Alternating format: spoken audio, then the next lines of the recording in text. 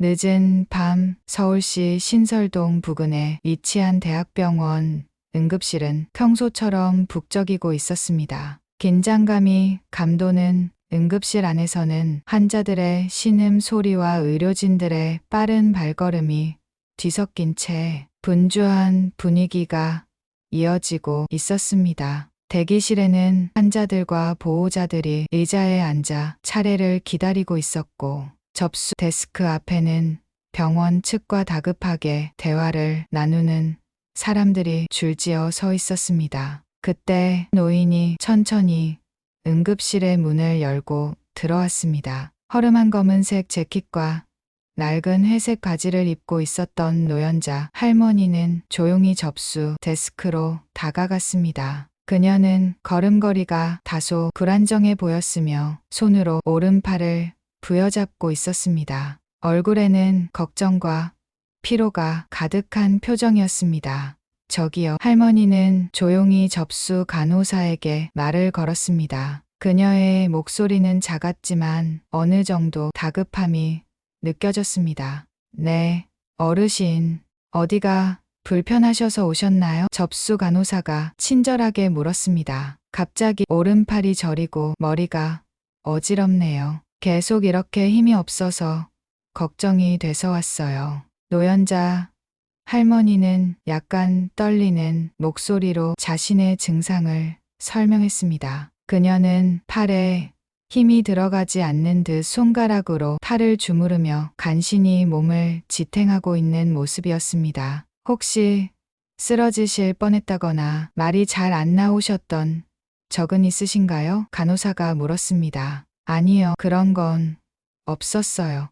그런데 팔에 힘이 잘 안 들어가고 머리가 맑지가 않네요. 제가 고혈압 약을 먹고는 있는데 이런 증상은 처음이에요. 간호사는 잠시 그녀를 살펴보더니 접수 서류를 건넸습니다. 일단 여기에 성함과 주소를 적어주세요. 지금 환자들이 많이 대기하고 있어서요. 조금만 기다려 주시면 담당 의사님께 말씀드릴게요. 노연자 할머니는 고개를 끄덕이며 접수 서류를 받아들었습니다. 하지만 그녀는 서류를 작성하는 동안에도 손이 미세하게 떨리고 있었고 펜을 쥔 손가락 힘이 없는 듯 보였습니다. 응급실의 안쪽에서는 최민호 교수가 진료를 이어가고 있었습니다. 그는 대학병원의 응급의학과 책임 의사로 병원 내에서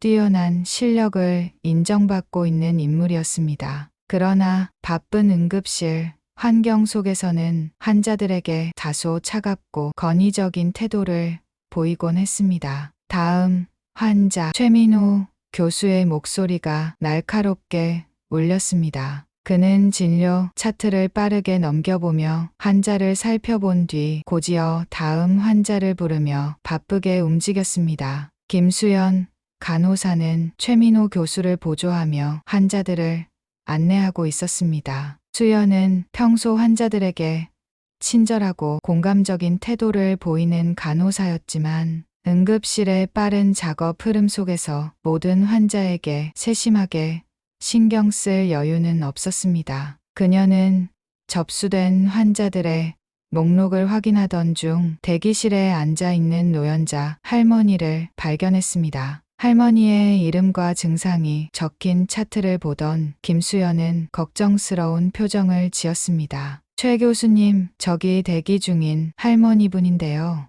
오른팔 저림과 어지러움을 호소하셨고 고혈압 약을 복용 중이라고 하시네요. 혹시 바로 진료 보시겠어요?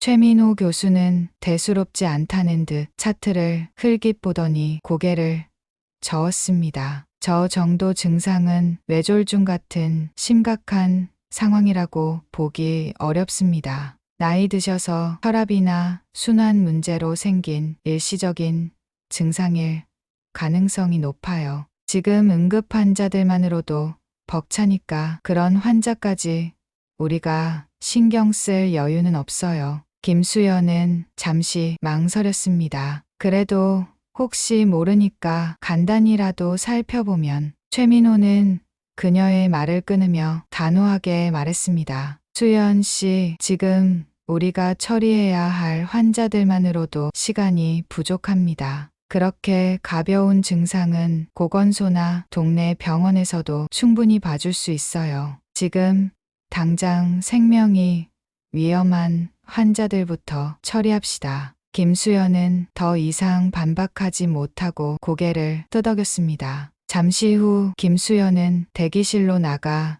노연자 할머니에게 다가갔습니다. 할머니, 죄송하지만 지금 응급실 상황이 너무 바빠서요. 담당 의사님께서 보건소나 가까운 내과를 방문해 보시는 게 더 좋을 것 같다고 하셨어요. 혹시 증상이 더 심해지시면 다시 오셔도 됩니다. 노연자 할머니는 조용히 고개를 끄덕였습니다. 그녀는 별다른 항의 없이 천천히 자리에서 일어섰습니다. 그러나 그녀의 걸음은 불안정했고 팔을 계속 주무르는 모습이 보였습니다. 그렇군요.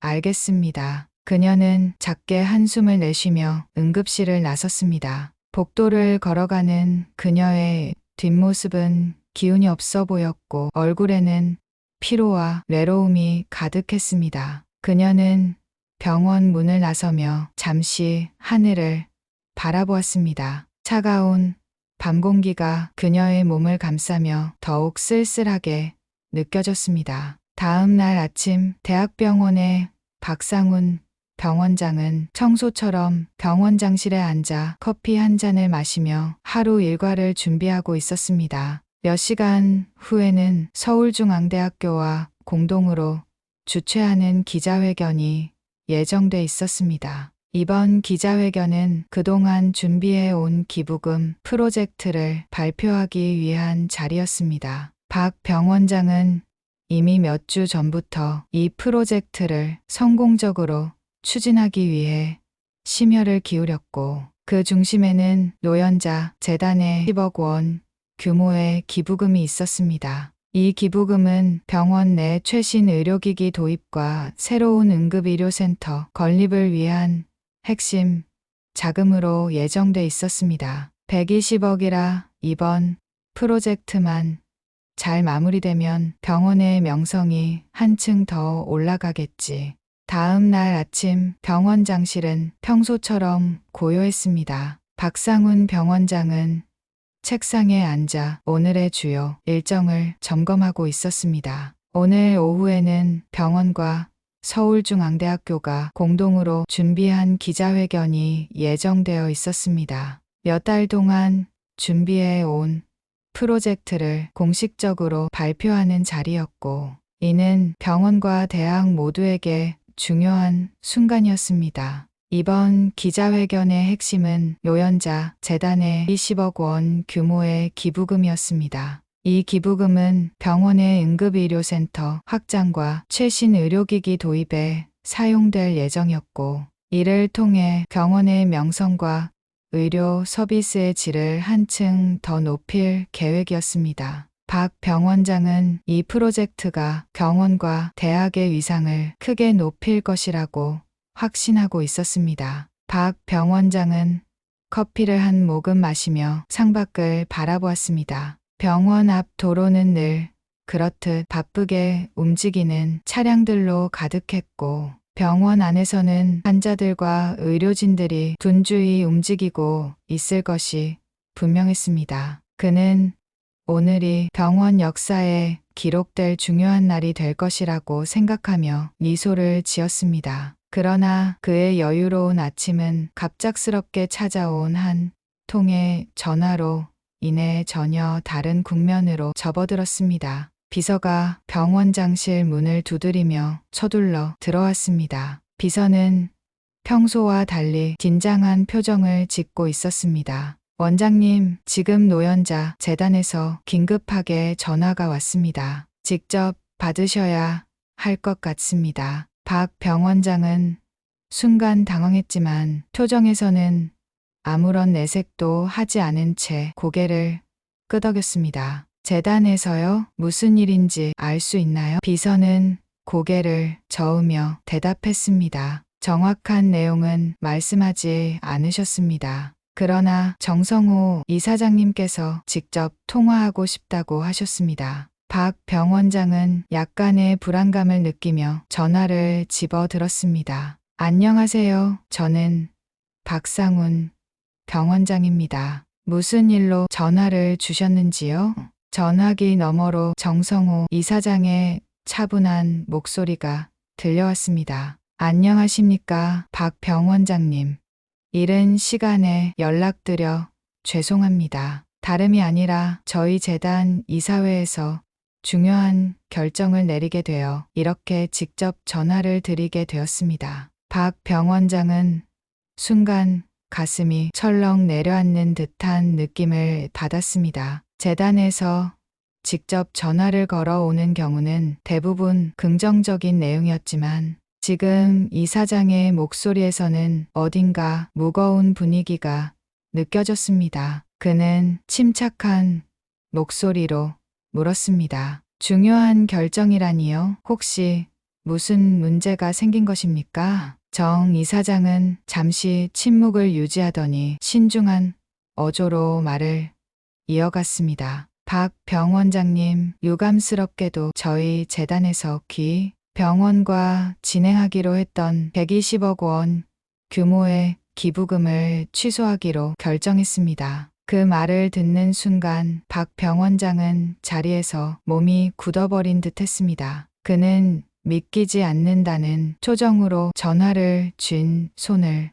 더욱 꽉 잡았습니다. 기부금을 취소한다고요? 갑작스러운 결정인데 혹시 이유를 여쭐 수 있을까요? 정 이사장은 한숨을 쉬며 대답했습니다. 저희 재단 내부에서 논의 끝에 내린 결론입니다. 병원 내부에서 점검해야 할 문제가 있다는 보고를 받았습니다. 구체적인 이유를 말씀드리기는 어렵지만 병원 내부적으로 개선해야 할 사항이 있다는 판단입니다. 박 병원장은 당황했지만 최대한 차분함을 유지하려 애썼습니다. 점검해야 할 문제라니요? 혹시 구체적으로 어떤 점을 말씀하시는 건지 알려주실 수 있으신가요? 저희 병원에서 문제가 될 만한 일이 있었는지 전혀 알지 못합니다. 그러나 정 이사장의 목소리는 단호했습니다. 박 병원장님, 저희가 더 이상 자세히 말씀드리기는 어렵습니다. 병원 내부의 문제는 병원 스스로 점검하셔야 할 일이라고 생각합니다. 저희 재단의 결정은 이미 내려졌습니다. 박 병원장은 순간 말문이 막혔습니다. 그는 더 이상 말을 이어가려 했지만 정 이사장은 정중히 통화를 마무리하며 전화를 끊었습니다. 그 자리에 혼자 남겨진 박 병원장은 전화기를 내려놓고 한동안 멍한 표정으로 창밖만 바라보았습니다. 점검해야 할 문제라니 도대체 이게 무슨 소리야? 그는 자신도 모르게 혼잣말을 했습니다. 기부금 취소는 단순한 문제가 아니었습니다. 120억 원이라는 거에 병원 운영과 대학의 재정, 안정성에 큰 영향을 미칠 뿐만 아니라 병원의 명성과 신뢰에도 직결된 사안이었습니다. 특히 이번 프로젝트는 언론에서도 관심을 받고 있었기에 만약 기부금 취소 소식이 외부로 알려지면 병원과 대학 모두 큰 비난을 받을 수 있는 상황이었습니다. 박 병원장은 곧바로 비서를 다시 호출했습니다. 오늘 오후 예정된 기자회견 당장 취소하세요. 비서는 놀란 기색으로 물었습니다. 기자회견을 취소하라고요? 이미 언론사와 주요 인사들이 참석 준비를 하고 있는데 갑자기 취소하면 큰 혼란이 생길 텐데요. 박 병원장은 단호한 어조로 대답했습니다. 지금 발표할 수 있는 상황이 아닙니다. 더 이상 문제를 키우지 말고 취소 이유는 나중에 설명하겠다고만 하세요. 당장 연락하세요. 비서는 어쩔 수 없다는 듯 고개를 끄덕이고 서둘러 나갔습니다. 병원장은 깊은 한숨을 내쉬며 책상에 앉아 머리를 감싸 쥐었습니다. 그는 이번 사태가 단순한 오해에서 비롯된 것인지 아니면 병원 내부에 정말 심각한 문제가 있었던 것인지 알 수 없었습니다. 그러나 분명한 것은 120억 원이라는 거대한 기부금이 취소된 이상 병원은 이제 예기치 못한 위기를 맞이하게 되었다는 사실이었습니다. 회의를 소집해야겠다고 마음먹은 그는 즉시 전화기를 들어 주요 부서장들에게 긴급 회의를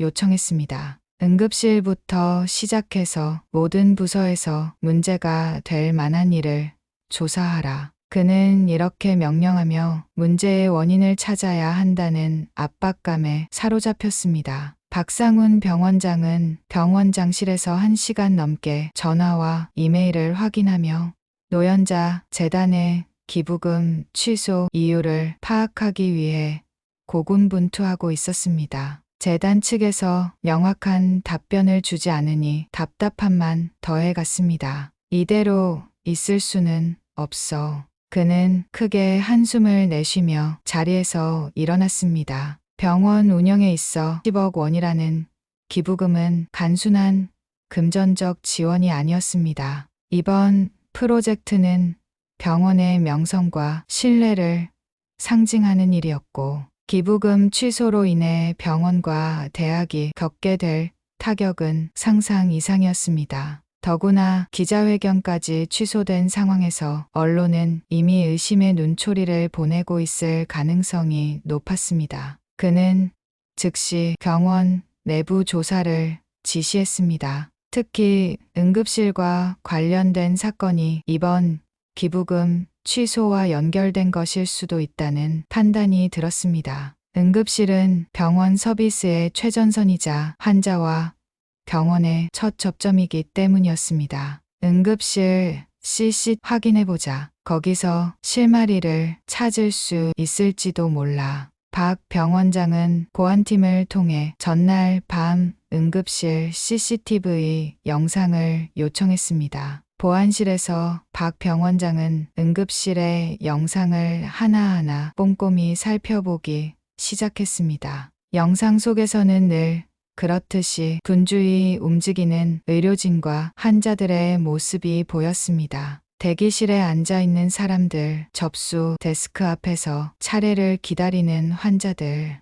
그리고 들것에 실려 들어오는 응급 환자들까지 익숙한 풍경이었지만 어딘가 긴장감이 감돌고 있었습니다. 박 병원장은 시간을 돌려가며 전날 밤의 상황을 집중적으로 살폈습니다. 그러던 중 접수 데스크로 조용히 다가오는 허름한 차림의 노인을 발견했습니다. 그녀는 검은색 낡은 재킷과 새색 바지를 입고 있었으며 한눈에 보아도 몸이 불편해 보였습니다. 박 병원장은 영상을 멈추고 노인의 얼굴을 유심히 살폈습니다. 저 분이 누구지? 그는 노인이 접수 데스크에서 간호사와 대화를 나누는 장면을 더욱 자세히 재생했습니다. 노인은 오른팔을 부여잡고 있었고 간호사에게 증상을 설명하는 듯 보였습니다. 그녀의 입모양을 보며 추측하건대 팔이 저리고 머리가 어지럽다는 말을 하고 있는 것처럼 보였습니다. 잠시 후 간호사가 접수 서류를 건네고 노인은 대기실 의자에 앉았습니다. 몇 분이 지나 응급실 안쪽에서 김수연 간호사가 나와 노인과 대화를 나누는 모습이 보였습니다. 대화가 끝난 뒤 노인은 천천히 자리에서 일어나 응급실을 떠났습니다. 박 병원장은 이상한 느낌이 들었습니다. 저 노인이 누구길래 그리고 왜 진료를 받지 않고 돌아가셨지? 그는 다시 영상을 돌려보았고 이번에는 응급실 안쪽의 모습을 살폈습니다. 최민호 교수가 차트를 확인하며 간호사와 대화하는 장면이 보였습니다. 그리고 간호사가 최 교수에게 무언가를 보고하려는 듯 다가갔다가 최 교수가 고개를 저으며 이를 제지하는 모습이 포착되었습니다. 박 병원장은 이 장면에서 멈췄습니다. 응급실 책임자인 최민호 교수가 대화를 중단시킨 건가? 그는 의심이 더욱 커졌습니다. 영상을 확인한 박 병원장은 즉시 응급실 간호부에 연락했습니다. 간호부장을 통해 노인의 접수 기록을 확인하고 그녀가 어떤 증상을 호소했는지 구체적으로 알아보려 했습니다. 몇 분 후 간호부장으로부터 답변이 돌아왔습니다. 원장님, 어젯밤 응급실 접수 기록을 확인해 보니 한 노인 환자분이 오른팔 저림과 어지럼증을 호소하셨네요. 이름은 노연자 씨로 되어 있습니다. 그런데 이분이 진료를 받으시지 않고 귀가하신 것 같습니다. 박 병원장은 노인의 이름을 듣는 순간 머릿속이 하얘졌습니다. 노연자라니 그럴 리가 없는데 그는 재빨리 노연자 재단과의 기부금 계약서를 떠올렸습니다. 그곳에 명시된 기부자의 이름과 지금 들은 이름이 정확히 일치했습니다. 혹시 그분이 노연자 재단의 노연자 이사장이신가요? 간호부장은 잠시 머뭇거리더니 답했습니다. 확실하진 않지만 이름과 나이가 일치하는 것 같습니다. 자세한 건 확인해봐야 알겠습니다. 박 병원장은 손으로 이마를 짚으며 깊은 한숨을 내쉬었습니다. 설마 우리가 그분을 제대로 대하지 못했던 건가?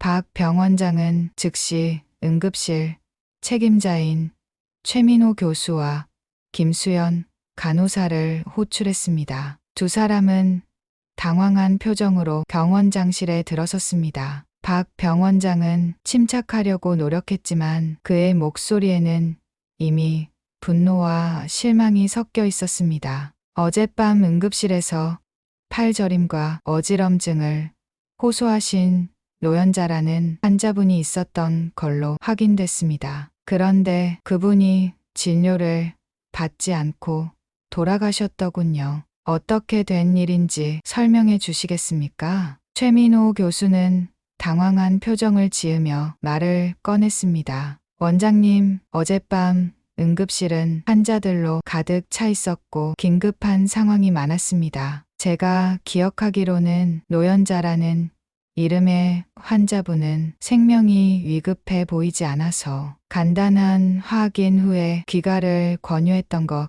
같습니다. 박 병원장은 그를 노려보며 단호히 물었습니다. 귀가를 권유했다고요? 환자분이 팔저림과 어지럼증을 호소하셨고 고령의 환자셨습니다. 그런 증상은 뇌졸중 초기 증상일 가능성도 있지 않습니까? 그런데도 제대로 진료하지 않고 돌려보내셨다는 겁니까? 최 교수는 말을 멈췄고 옆에 있던 김수연 간호사가 조심스럽게 입을 열었습니다. 원장님, 제가 그 환자분과 직접 대화를 나눴습니다. 증상이 걱정돼서 최 교수님께 말씀드렸지만 당시에 워낙 긴급한 환자들이 많아서 저도 그분을 적극적으로 도와드리지 못한 점 정말 죄송합니다. 박 병원장은 깊은 한숨을 내쉬며 말했습니다. 여러분, 그분이 누구신지 아십니까? 바로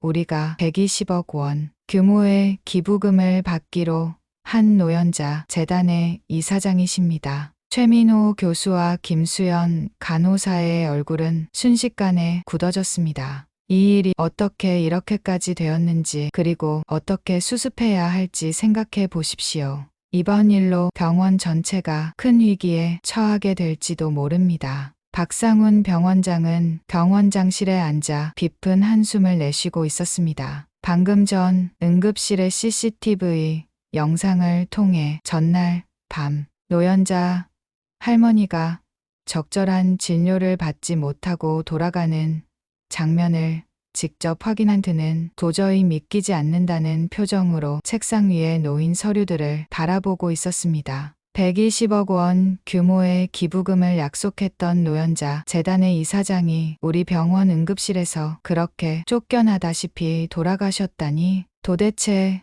이게 어떻게 된 일이지? 그는 자책과 분노로 복잡한 마음을 추스르며 즉각 응급실 책임자인 최민호 교수와 김수연 간호사를 호출했습니다. 두 사람의 이야기를 직접 들어봐야만 이 믿기지 않는 사건의 전말을 제대로 알 수 있을 것 같았습니다. 몇 분 뒤 최민호 교수와 김수연 간호사가 병원장실에 들어섰습니다. 두 사람의 표정에는 긴장과 불안이 서려 있었습니다. 갑작스러운 호출 이유를 짐작조차 하지 못한 채 두 사람은 박 병원장의 무거운 분위기 속에서 침묵을 유지했습니다. 앉으세요.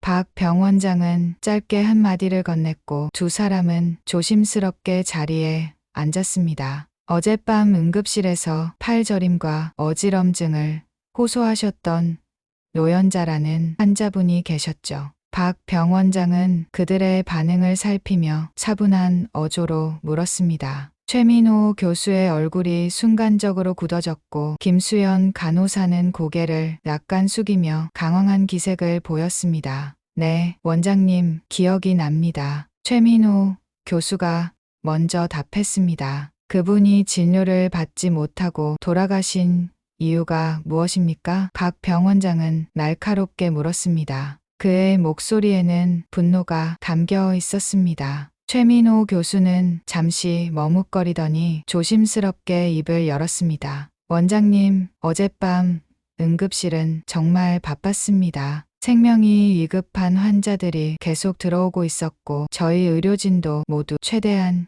신속하게 움직이고 있었습니다. 그 환자분의 경우 증상을 간단히 살펴봤는데 팔저림과 어지럼증만으로는 생명이 위급한 상황이라고 보기 어려웠습니다. 그래서 박 병원장은 그의 말을 끊으며 단호하게 물었습니다. 그래서 돌려보냈다는 겁니까? 최민호 교수는 당황하며 말을 이어갔습니다. 그렇습니다. 당시 상황에서는 그렇게 판단할 수밖에 없었습니다. 응급실의 자원이 한정되어 있고 더 심각한 환자들을 우선적으로 처리해야 했습니다. 그리고 솔직히 말씀드리면 외모와 옷차림을 보고 경제적으로 여유가 없는 분일 거라고 판단했습니다. 그래서 근처 보건소나 동네 병원을 권유드렸습니다. 박 병원장은 그 말을 듣는 순간 참아왔던 분노가 터져 나왔습니다. 경제적으로 여유가 없어 보였다고요? 그래서 진료를 제대로 하지 않았다는 겁니까? 최 교수님, 응급실은 환자를 외모나 경제적 상황으로 판단하는 곳이 아닙니다. 그분이 누구신지 아십니까? 최민호 교수는 박 병원장의 격앙된 어조에 놀라 고개를 숙였습니다. 죄송합니다, 원장님.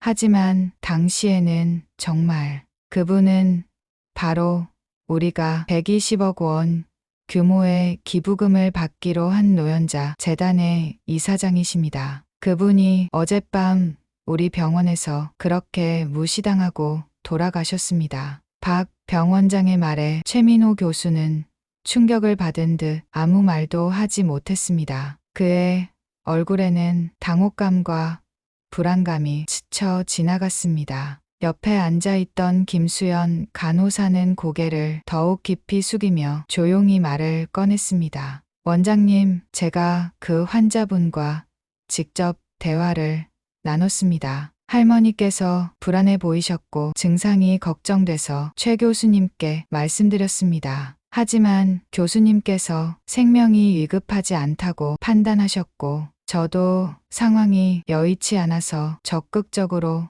더 도와드리지 못했습니다. 정말 죄송합니다. 제가 조금만 더 적극적으로 나섰더라면. 김수연의 목소리는 떨리고 있었습니다. 그녀는 자신이 그날 밤 더 할 수 있었던 일들을 떠올리며 죄책감에 괴로워하고 있었습니다. 박 병원장은 그런 그녀를 바라보며 깊은 한숨을 내쉬었습니다. 수연 간호사님, 당신이 느끼는 죄책감이 이 사건을 되돌릴 수 있을까요? 당신의 선의는 알겠지만 결과적으로 그분은 우리 병원에서 사람으로 대접받지 못했다고 느끼셨을 겁니다. 그리고 그 결과가 지금 우리에게 돌아오고 있습니다. 박 병원장은 고개를 들어 두 사람을 번갈아 바라보았습니다. 그의 목소리는 차분했지만 그 안에는 깊은 실망과 분노가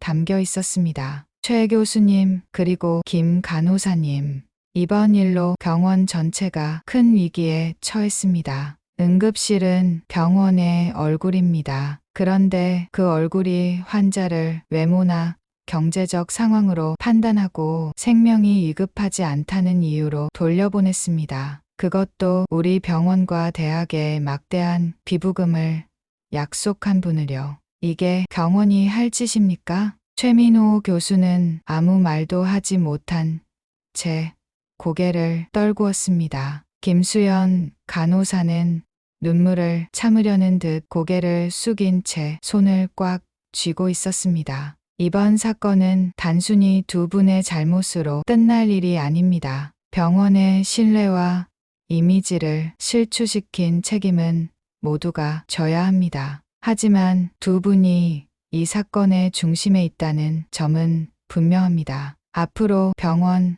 내부적으로 이 문제를 어떻게 해결할지를 논의할 것입니다. 그리고 두 분은 그 책임을 피할 수 없을 겁니다. 박 병원장은 말을 마친 뒤 두 사람을 바라보며 고개를 저었습니다. 이 병원이 환자를 대하는 태도가 이렇게까지 무너졌다는 사실이 정말 가슴 아픕니다. 두 분은 나가 보세요. 이번 일의 심각성을 충분히 깨닫고 반성하시길 바랍니다. 최민호 교수와 김수연 간호사는 무거운 발걸음으로 병원장실을 나섰습니다. 두 사람의 얼굴에는 후회와 죄책감이 가득했습니다. 박 병원장은 두 사람이 나간 뒤에도 한동안 자리에서 일어나지 못했습니다. 그는 깊은 한숨을 내쉬며 창밖을 바라보았습니다. 이렇게 중요한 분을 우리가 놓쳐버리다니 도대체 어디서부터 잘못된 걸까? 그의 마음에는 실망과 분노, 그리고 해결하지 못한 문제에 대한 무거운 책임감이 가득했습니다. 박상훈 병원장은 며칠간의 고민 끝에 직접 노연자 할머니를 찾아가기로 결심했습니다. 병원의 명예와 신뢰를 회복하기 위해서는, 그리고 무엇보다도 상처받았을 할머니에게 진심을 전하기 위해서는 이 방법밖에 없다고 생각했습니다. 그는 사과의 말을 수없이 준비했지만 막상 할머니를 대면했을 때 어떻게 이야기를 시작해야 할지조차 자신이 없었습니다. 그날 아침 박 병원장은 병원장실에서 두꺼운 외투를 걸치고 서류 가방을 들었습니다. 그는 비서에게 몇 가지 지시를 남긴 뒤 차를 타고 서울 외곽에 위치한 노연자 할머니의 자택으로 향했습니다. 차창 밖으로 스쳐 지나가는 회색빛 도심 풍경은 그의 마음을 더욱 무겁게 만들었습니다. 내가 병원장이면서도 어째서 이런 일이 벌어지도록 방치했을까? 박 병원장은 스스로를 책망하며 한숨을 내쉬었습니다. 그는 노연자 할머니가 자신의 병원을 떠나며 어떤 기분이었을지 생각할수록 마음이 무거웠습니다. 노연자 할머니의 자택은 서울 외곽의 한적한 주택가에 위치해 있었습니다. 아담한 정원이 있는 단층 집은 겉보기에는 평범했지만 깔끔하게 관리된 모습에서 주인의 성격이 엿보였습니다. 박 병원장은 현관 앞에 서서 초인종 앞에서 잠시 머뭇거렸습니다. 할머니께서 나를 받아주실까? 아니면 문전박대를 당할지도 모르겠군. 그는 조심스럽게 초인종을 눌렀습니다. 잠시 후 안쪽에서 발소리가 들렸고 문이 열렸습니다. 문을 연 사람은 노연자 할머니였습니다. 그녀는 박 병원장을 보자 약간 놀란 표정을 지었지만 이내 감정을 숨기고 차분하게 말을 건넸습니다. 누구신지요? 박 병원장은 고개 숙여 인사하며 자신을 소개했습니다. 안녕하십니까, 노연자 이사장님. 저는 병원장 박상훈입니다. 이렇게 갑작스럽게 찾아뵙게 되어 죄송합니다. 노연자 할머니는 잠시 박 병원장을 바라보다가 고개를 끄덕였습니다. 들어오세요. 여기까지 오셨는데 밖에 세워둘 수는 없지요. 거실 안은 소박하면서도 따뜻한 분위기가 느껴졌습니다. 박 병원장은 할머니가 손수 내어온 따뜻한 차를 받아들며 조심스럽게 자리에 앉았습니다. 할머니는 박 병원장을 마주 보고 앉았고 두 사람 사이에는 잠시 어색한 침묵이 흘렀습니다. 박 병원장은 먼저 입을 열었습니다. 이사장님, 먼저 이렇게 직접 찾아뵙게 된 점 양해해 주시길 바랍니다. 그리고 무엇보다도 저희 병원에서 경험하신 일에 대해 진심으로 사과드립니다. 노연자 할머니는 그의 말을 듣고도 아무 말 없이 차를 한 모금 마셨습니다. 박 병원장은 긴장된 목소리로 말을 이었습니다. 저희 병원의 의료진이 이사장님을 제대로 대하지 못한 점,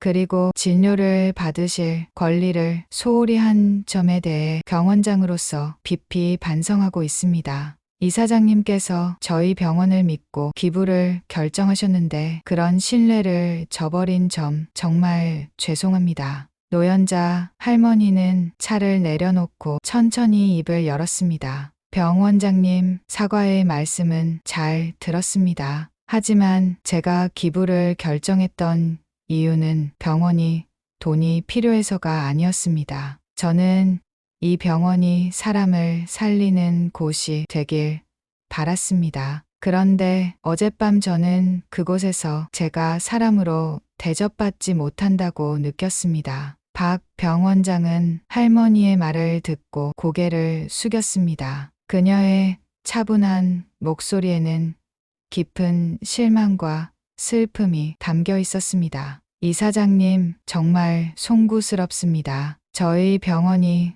그런 실망을 드렸다는 사실이 너무나 부끄럽습니다. 의료진이 바쁜 상황 속에서 이사장님의 상태를 제대로 살피지 못한 것은 변명의 여지가 없습니다. 하지만 저는 이사장님께서 저희 병원을 다시 한번 믿어주시길 간절히 바랍니다. 이번 일을 계기로 병원 전반의 시스템을 반드시 개선하고 다시는 이런 일이 발생하지 않도록 하겠습니다. 노연자 할머니는 잠시 생각에 잠긴 듯한 표정을 지었습니다. 그녀는 박 병원장을 바라보며 말했습니다. 병원장님, 저는 이미 결정을 내렸습니다. 기부는 취소할 것입니다. 이 결정을 번복할 생각은 없습니다. 박 병원장은 고개를 들고 간절한 표정으로 할머니를 바라보았습니다.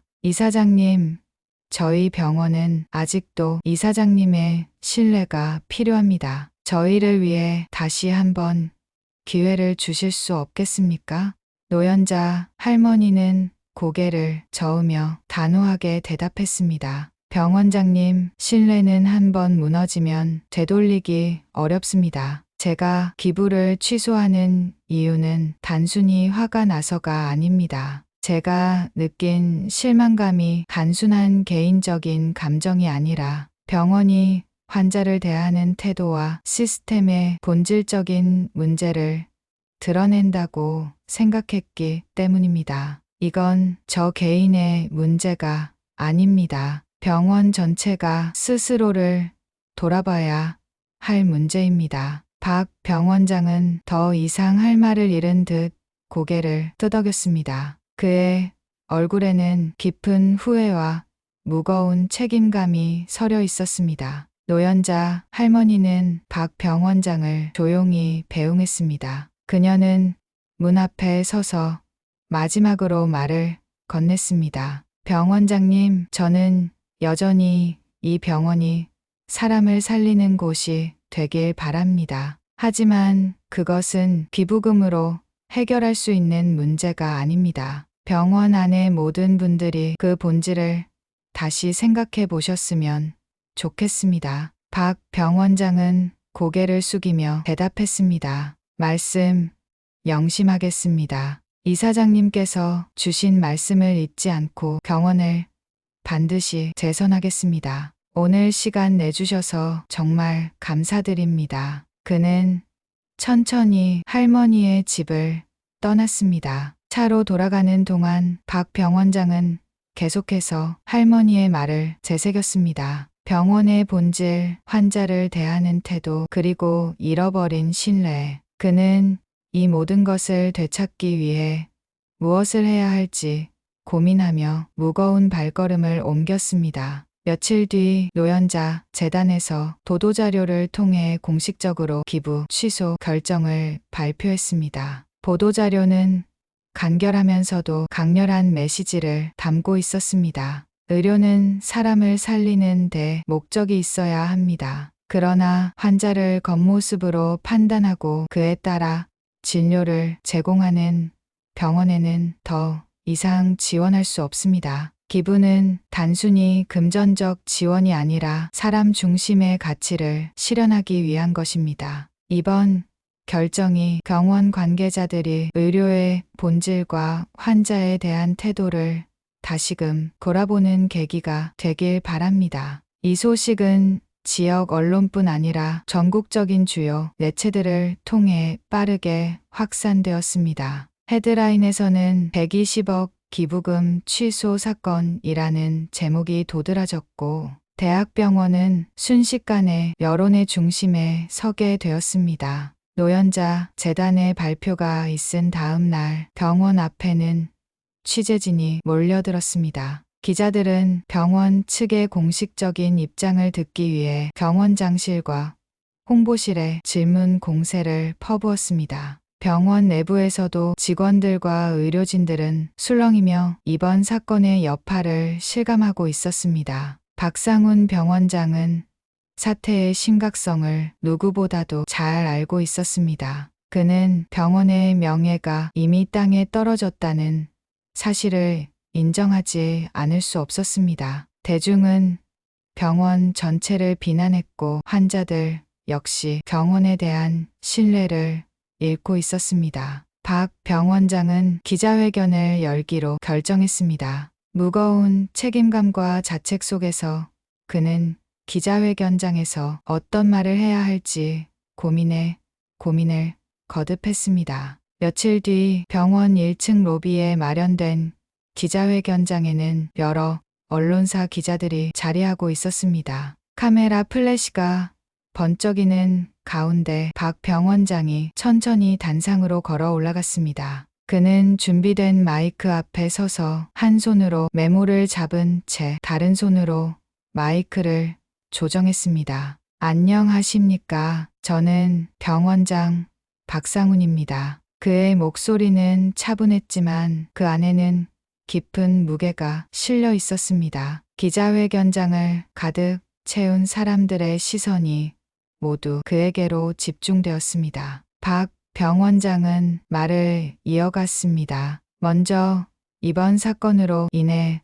큰 실망과 상처를 받으셨을 모든 분들께 진심으로 사과의 말씀을 드립니다. 저희 병원은 환자 한 분 한 분을 소중히 여기며 최고의 의료 서비스를 제공하기 위해 노력해왔다고 자부해왔습니다. 그러나 이번 사건은 저희 병원이 스스로를 돌아보아야 할 심각한 문제가 있음을 보여주었습니다. 그는 잠시 말을 멈추고 노를 한 모금 마셨습니다. 그의 손이 약간 떨리는 듯 보였지만 그는 이를 애써 감추며 다시 입을 열었습니다. 노연자 재단의 기부 취소는 저희 병원이 단순히 금전적 손실을 입었다는 의미를 넘어섭니다. 이는 저희 병원이 의료의 본질을 얼마나 간과했는지를 반성하게 하는 계기가 되었습니다. 환자분들은 병원의 외모나 경제적 상황으로 판단받아서는 안 됩니다. 의료는 인간에 대한 존중과 공감에서 출발해야 한다는 점을 이번 사건을 통해 깊이 깨달았습니다. 박 병원장은 고개를 숙이며 청중을 향해 진심 어린 목소리로 사과했습니다. 노연자 재단과 노연자 이사장님, 그리고 이번 사건으로 인해 상처받으셨을 모든 분들께 다시 한번 깊이 사과드립니다. 이번 일을 계기로 저희 병원은 전면적인 변화를 시작할 것입니다. 그의 목소리는 차분했지만 말 한마디 한마디에 무거운 책임감이 담겨 있었습니다. 그는 병원의 환자 응대 시스템과 의료진 교육을 전면 개편하겠다고 약속하며 이를 위해 외부 전문가를 초빙하고 환자들의 의견을 적극적으로 반영하는 새로운 시스템을 도입하겠다고 선언했습니다. 기자회견이 끝난 뒤에도 박 병원장의 말은 사회적으로 큰 울림을 주었습니다. 그러나 대중의 시선은 여전히 차가웠습니다. 사람들은